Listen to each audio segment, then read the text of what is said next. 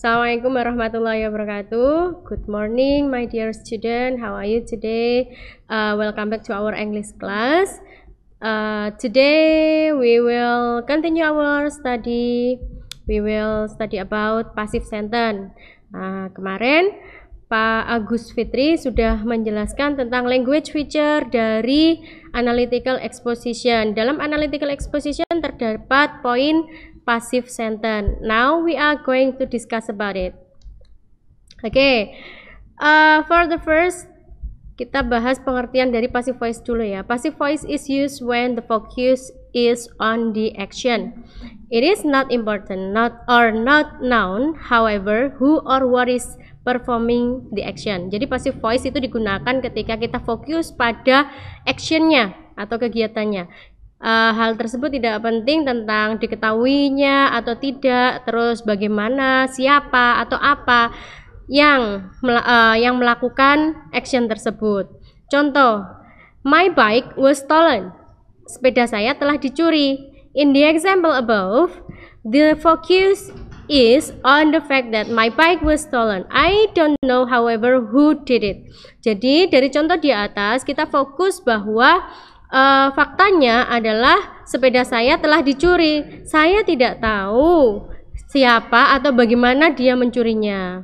Nah, di sini sudah jelas ya bahwa kita hanya fokus pada was stolen-nya atau kegiatannya atau action-nya. Next, sometimes a statement in passive is more polite than active voice, as the following example shows. Example, a mistake was made. Ya, jadi kadang pernyataan dalam bentuk pasif itu lebih sopan daripada bentuk aktif ya. Contoh di bawah ini, a mistake was made. Sebuah kesalahan telah dibuat. In this case, I focus on the fact that a mistake was made. Di sini Miss Lely fokus pada faktanya bahwa sebuah kesalahan telah dibuat, tapi Miss Lely tidak menyalahkan anyone, tidak menyalahkan siapapun. But I don't blame anyone. Maksudnya di sini Miss Lely tidak menyalahkan kamu. Contoh, you have made a mistake. Miss Lely tidak mengatakan bahwa kamu salah. Ya, jadi kalau Miss Lely hanya mengatakan kamu salah, berarti Miss Lely membuat pernyataan dalam bentuk aktif. Tapi kalau kita mau membuat pernyataan yang jauh lebih sopan, cukup dengan mengatakan a mistake was made. Oke. Nah, now we are going to the form of passive. Ini adalah rumus dari passive voice ya. Yang pertama ada subjek, kemudian ada be, di sini adalah to be, kemudian verb 3 atau past participle. Jadi kata kerja yang digunakan adalah kata kerja bentuk ketiga. Di sini contohnya a letter was written.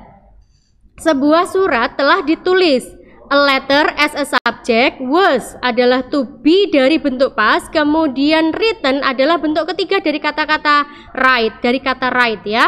Jadi write, wrote, written. Nah, seperti itu ya.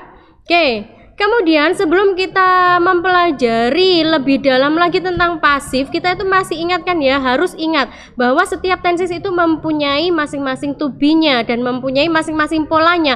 Dan ketika kita ingin membentuk kalimat pasif, tapi dalam bentuk tenses yang berbeda, kita masih harus mengingat masing-masing dari polanya. Contoh di sini, ketika kita mau membentuk kalimat pasif dalam bentuk present tense, maka pola yang kita gunakan adalah pola present.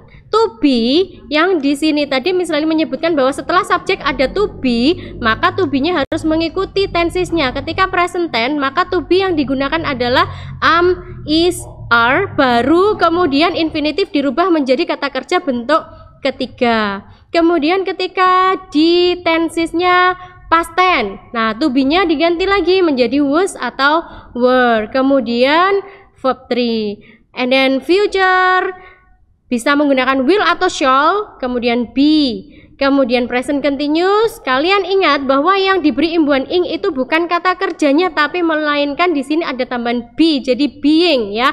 Jadi to be-nya am, is, are plus being ya, bukan kata kerjanya yang diberi imbuhan ing. Kata kerja tadi infinitifnya dirubah menjadi verb 3. Kemudian present perfect. Present perfect masih ingat ya, have, has, have atau has ya, plus been plus verb 3. Kemudian present perfect continuous, have atau has plus been plus being ya, bukan kata kerjanya lagi yang diingkan, melainkan ada tambahan be plus ing. Kemudian kalau ada modelnya berupa can, must, may, and etc. plus be, kemudian baru infinitive. Oke ya. Setidaknya kita sudah punya gambaran ketika kita akan membuat kalimat pasif, maka kita harus ingat dulu pola dari masing-masing tenses yang diinginkan dari kalimat tersebut.